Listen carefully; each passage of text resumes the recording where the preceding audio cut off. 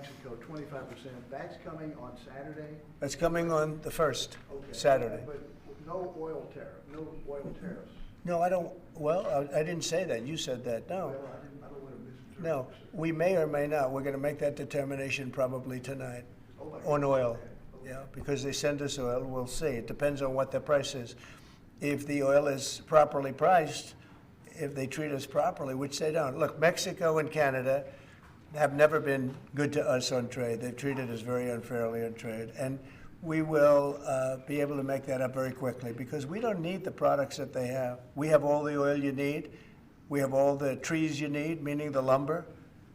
We have more than almost anybody in those two categories. In oil, we have more than anybody, and we don't need anybody's trees. We have to free up some of the tree areas that we have. We have great lumber in this country. We have to free them up environmentally, which I can do very quickly.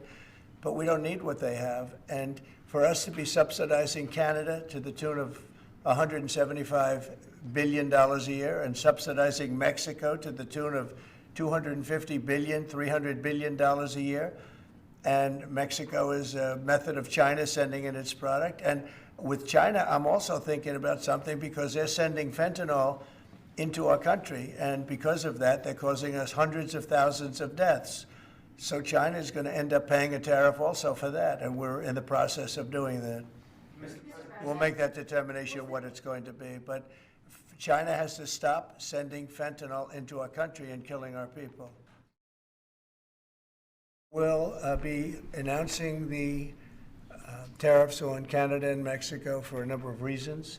Number one is the people that have poured into our country so horribly and so much. Number two are the drugs, fentanyl, and everything else that have come into the country. And number three are the massive subsidies that we're giving to Canada and to Mexico in the form of deficits.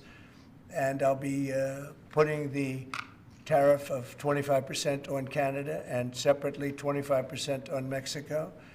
And we will really have to do that because we have very big deficits with those countries. Those tariffs may or may not rise with time.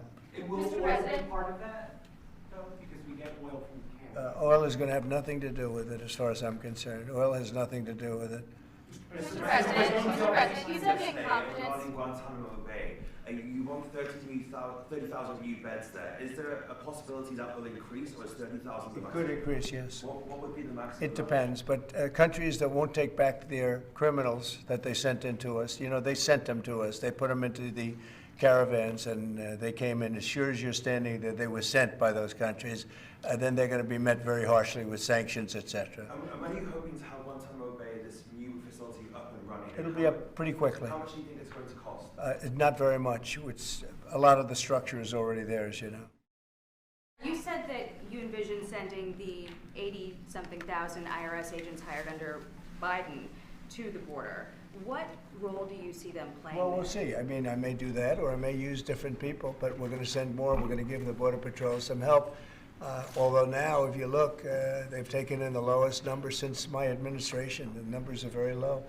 And at that level, we don't need so much help. People know not to come because if they come, they're not going to make it in and they're going to be shipped out. Mr. President, Egypt's president and the King of Jordan have both said that they won't take in displaced people from Gaza like you suggested. Is there anything you can do to make them do that? I mean, tariffs against those countries, for example? They will do it. They will do it. What makes you say that? They're going to do it. Okay? We do a lot for them, and they're going to do it.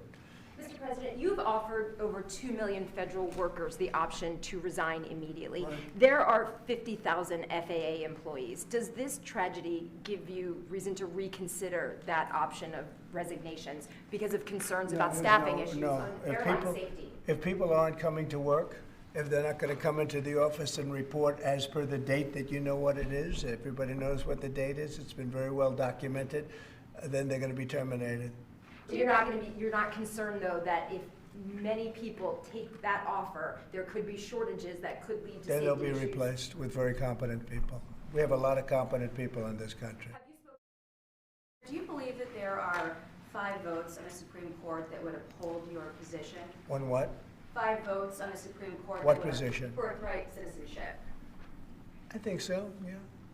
Look, birthright citizenship was if you look back when this was passed and made, that was meant for the children of slaves. This was not meant for the whole world to come in and pile into the United States of America, everybody coming in and totally unqualified people with perhaps unqualified children.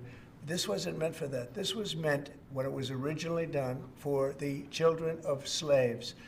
And that was a very good and noble thing to do, and I'm in favor of that 100%. But it wasn't meant for the entire world to occupy the United States. So you don't see it requiring a constitutional amendment that would be? I just think that we'll end up winning that court in the Supreme Court. I think we're going to win that case, and I look forward to winning it. This has been going on. We're at that level. We're the only country in the world that does this. There's no other country at this level. There's no other country in the world that does it. It's crazy. Israeli media has reported that conversations between Netanyahu's government and the White House have signaled that the U.S. may be about to pull its troops out of Syria. Have you made a decision to pull I don't know who said that. I mean, I don't know who said that, but we'll make a determination on that. We're not involved in Syria. Syria is its own mess. They got enough messes over there. They don't need us involved in everyone. You said earlier today that you had not spoken to Putin about this. When was the last time that you spoke with him, and has President Xi responded to your ask to help put pressure to end the war in Ukraine? I won't comment on either of them, but we're doing very well with regard to both. There are some reports that Xi might ask of you, in order to give that help, pressure to disavow potential Taiwan independence. Is that something that you would ever do? We never discussed it. Since he's now been appointed deputy. And he's a very capable guy.